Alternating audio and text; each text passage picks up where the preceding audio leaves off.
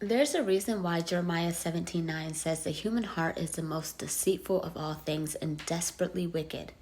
Who really knows how bad it is? I know a lot of people that have good intentions that say follow your heart. But what if it's much more damaging than we even realize? I mean, think about it. What about the times where your feelings took over and then your faith was on the back burner? Where you did something that you regret, when you said something that you wanted to take back? Life and death are in the power of the tongue. And how many times has our deceitful heart led us to say things that lead to death? Led us to say things that cut people down. Led us to say things that are not godly, that are not good.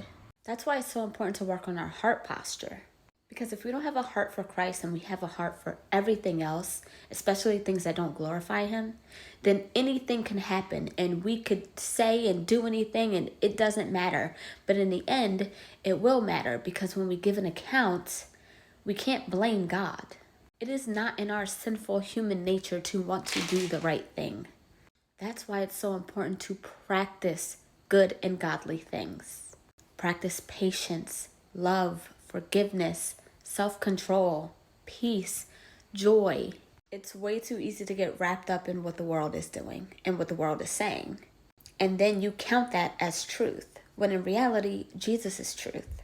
And it's not like Jesus has never been through anything. He lived a human life.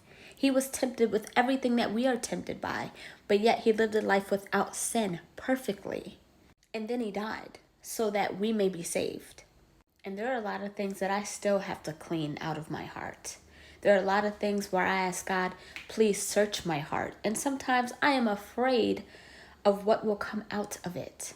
What keeps me at peace is I know that I can call on my Heavenly Father and surrender everything that I do not want, everything that I need help with, and He will help. Because the Lord is where you get your unconditional love from. It's where joy and peace come from. And I can rejoice knowing that there is someone that knows the number of hairs on my head, that knows how many days are numbered in my life, that knit me together in my mother's womb. I mean, who knows any of that on this earth? No one, but God does. And He knows it for everyone. So your heart is an important vessel.